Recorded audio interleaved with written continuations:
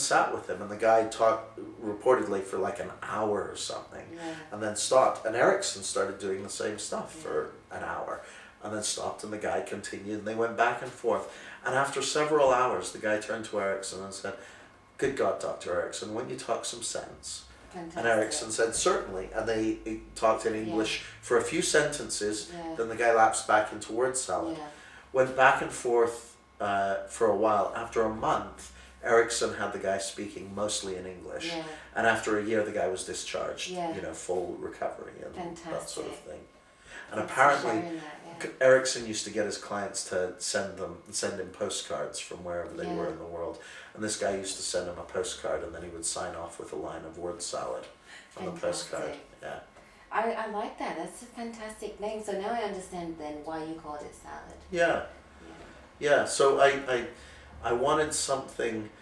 I wanted a brand because most of the NLP companies at that time, I mean, we're talking how long ago? 6 years ago, 7 years ago, were called kind of. Did you ever see those posters that they put up in call centers and stuff called successories? It's like teamwork. Together we can. They're all sort of the same thing, aren't they? Yeah. And I hated those posters.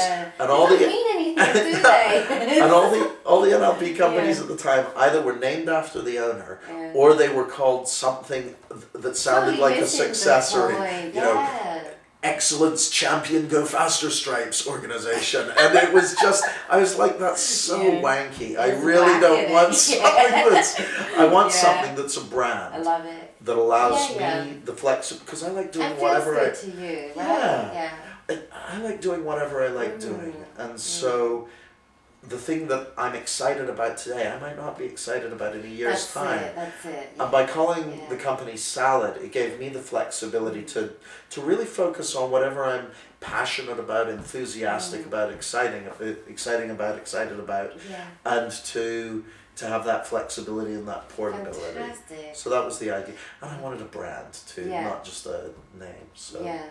I absolutely love it. So what was the first thing that you came out with? Was it the NLP trainings that you did first? Yeah, well, we were doing, I was doing an NLP training from before I even started the company. So I started doing it the year before.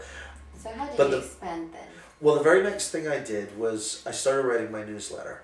And I just sent that to everyone in my inbox and asked them to send it to their friends. Awesome.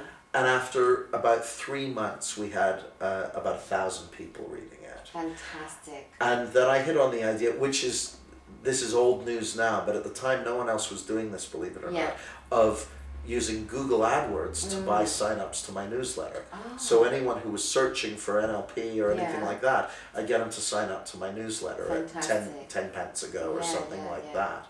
And so we actually started building a pretty big list of people all around the world, because I didn't think to limit it to the UK. You were so ahead of your time, weren't you? Well, yeah, I had one good idea. But then I started getting emails from people in, Brazil or Isn't that the amazing States. when that happens? It's really cool, isn't it? Oh, they like me. They really like me. It's a small world. There was a guy, I once said that to a guy, I go, it's a small world. He goes, but I wouldn't want to paint it. Which, That's true, But I started getting people saying, could we have a recording? I can't come to your training. Can you do a recording of it for me? Yes. And so towards the end of the first year, I guess it was, I can't quite remember, to be honest. I think it was towards the end of the first year. We recorded a product, recorded one of the courses, a thing called NLP for Business and Personal Success. And that still sells, 6 years later or whatever. Well, still good stuff. Yeah. 20 years from now, it'll be selling. Yeah. Oh, I like that idea. Yeah. Right. Well, yeah. And so I created that and sent out emails to people saying, we now have this. And people started sending us money, and it's like, that's great. Yeah. And then I'd had in my mind to create a deck of, I had these cards that I used on the practitioner training called Zebu cards. And they were great. They're a great way to learn hypnotic language, but you couldn't get them anymore.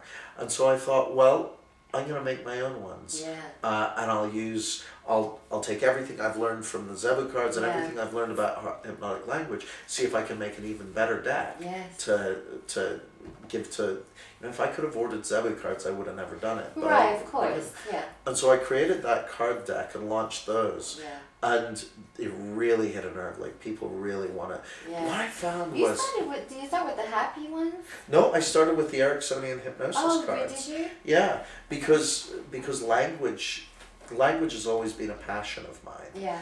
And it seemed to be something that was kind of undertaught on all the NLP courses I went on. Too, yeah. And what I found was that because I was passionate about language, I really learned hypnotic language. I really learned the meta model. Mm-hmm. I really learned sleight of mouth. Yeah.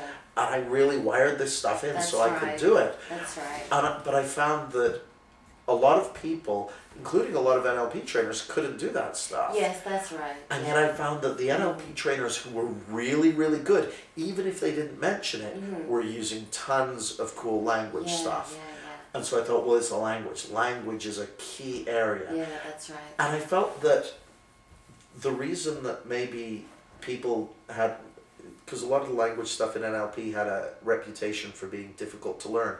I was like, it wasn't difficult for me to learn, but maybe it wasn't difficult for me to learn because I was so excited and passionate about it. Yeah. So I thought, well, let's put that same passion into products that help people to learn that stuff. Yeah. And so I've been really, over the years, focused a lot on that. I love that, Jamie. That is so exciting to me, to being able to share something that you felt so passionately about, that other people perceive to be so difficult, and just with that enthusiasm, making it fun and interesting and sexy for other people. Exactly. So that they could be a bit more open-minded. Oh, take a look at it then. Well, the thing is, people wanted to learn the language stuff. They actually really wanted to. They did. But they kept running into stuff that made it seem difficult or complicated or whatever.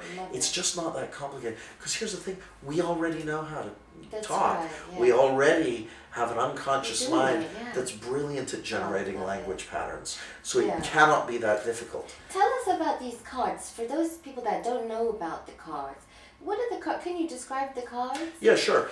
The first deck, the Ericksonian hypnosis cards, each card contains a hypnotic language pattern. Yes. And it might be a pattern like, I'm wondering if you've started to notice so-and-so. Yes. So I'm wondering if you've started to notice just how deep a trance you're going into. Yes. Or I'm wondering if you've started to realize just how quickly you can integrate these learnings or whatever. And then goes for some of the more complicated ones. But then it has a description of how the pattern works and some examples of it being used. And so I'll get people to play with the cards because when you're playing with them, because they're like a real deck of cards, aren't they? Yeah, 52 playing cards. So with play the crazy faces eights. on, and as well as all of this information. Oh, absolutely. And also a bold headline, so something stands out. You can quickly look at it. Yeah. Yeah. Yeah. Let me grab a deck of them. I'll show you. They're fantastic.